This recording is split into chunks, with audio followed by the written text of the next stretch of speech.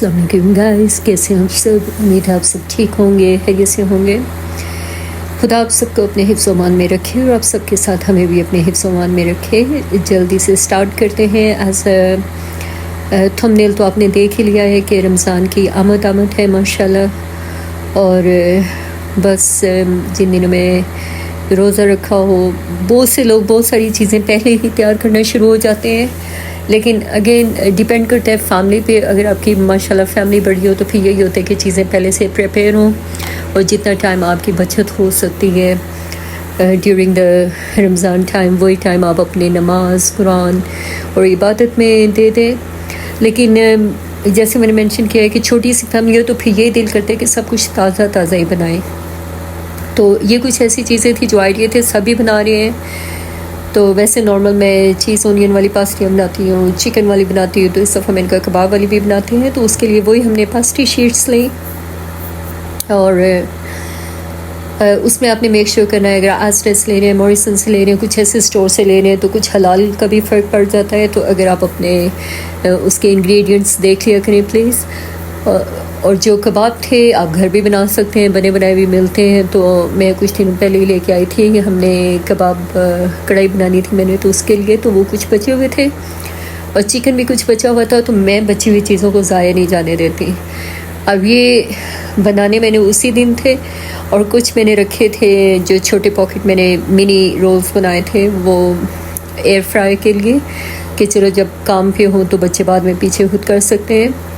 तो बस इसी तरह मैंने लेयर्स ली और सॉस बनाया। सॉस में मैंने वही अपना मिक्स सब कुछ डालती हूँ, लेकिन आप यकीन करें जब इंसान सोच समझ के बनाता है ना, फिर थोड़ा सा नमक मिर्च में ज़्यादती या कमी हो सकती है। लेकिन जब आप अपने तुक्के से बनाते हैं ना, लाइक केचप डाल दी, चिली सॉस डाल दिया, सोया सॉस डाल दी और ये अपनी कोई भी स्पाइसेस डाल दी। कुछ लोग मेयो पसंद करते हैं, कुछ गार्लिक पसंद करते हैं, हमारे यहाँ वो इतना नहीं चलता। तो लेकिन ये कि जो चिली सॉस और ये जो बारबेक्यू सॉस इस तरह की चलती हैं वो हम सारा मैंने मिक्स करके तो वो डाल दिया।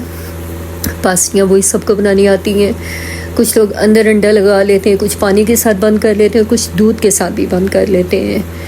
तो बहुत इजी बनती हैं। कबाब को बस उसी तरह मैंने सॉसेस लगा के तो अंदर एक कबाब रख दिए, कुछ मैंने लंबे लंबे रखे और कुछ को मैंने हाफ़ कर दिया और कुछ को मैंने मिनी बना दिए। तो ये उसी दिन फिर कुछ बच्चों ने खाई। अब ये है कि इस तरह की चीज़ें मैं फ्रिज में ज़्यादा देर के लिए फ्रीज़ करके नहीं रखती, क्योंकि ये उसी वक्त ताज़ी पास्टी की पेस्ट्री की जो शीट्स होती हैं वो लो और ताज़ा काम भी हो सकता है। हाँ, अगर आपने 2-3 दिन के लिए, 3-4 दिन के लिए करना है तो उसके लिए ये इनफ है। और अगर आप कहें कि महीने के लिए फ्रीज़ कर दूँगी या ये वो, तो वो नहीं था। लेकिन फिर मैंने कहा कि चलो ये थोड़ा बहुत काम स्टार्ट कर देते हैं और थोड़े मिनी रोल्स बना देती हूँ।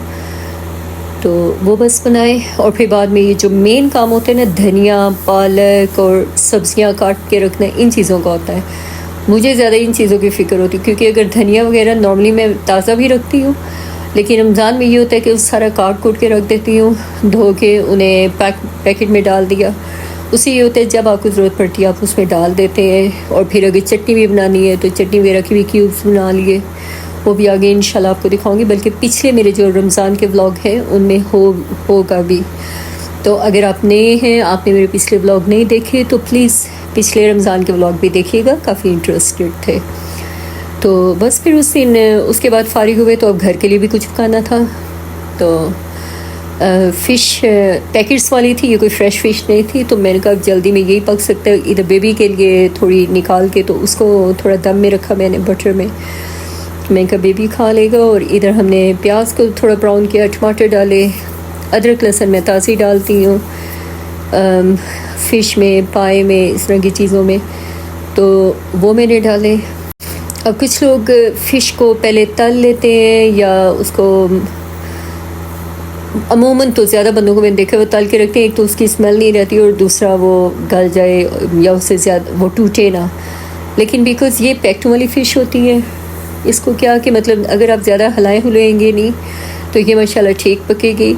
सिरका मैंने पहले ही इसमें डाल दिया था ताकि उसकी स्मेल ख़त्म हो जाए। बाज़ लोग लेमन डाल देते हैं, मैंने सिरका डाल के इसे रख दिया था और फिर जब मसाला वगैरह जितनी देर, ये रात को मैंने सिरका डाल दिया था, तो मसाला वगैरह डाल के इसको फिर मैंने जब भुना, मसाला ही भुना, फ़िश को ज़्यादा नहीं मैंने तोड़ा। अब बाज़ लोग इसको अंडे की तरह भून के भी खाते हैं कि बिल्कुल पीसीस कर लेते हैं, लेकिन ये आपकी अपनी मर्ज़ी है। उसके बाद मैं यही ताज़ी कसूरी मेथी दिखा रही थी। तो बस फिर इधर ही आज के दिन का इख्तिताम हुआ। अपना और अपनों का ख्याल रखिएगा और दुआओं में याद रखिएगा। आने वाले दिन के साथ इंशाल्लाह अच्छे दिन और अच्छा रमज़ान गुजरे। व्लॉग को फुल देखना ना भूलिएगा और प्लीज़ लाइक और शेयर ज़रूर कीजिएगा, और अगर आपको अच्छा लगे तो सब्सक्राइब करना मत भूलिएगा। खुदा हाफिज़।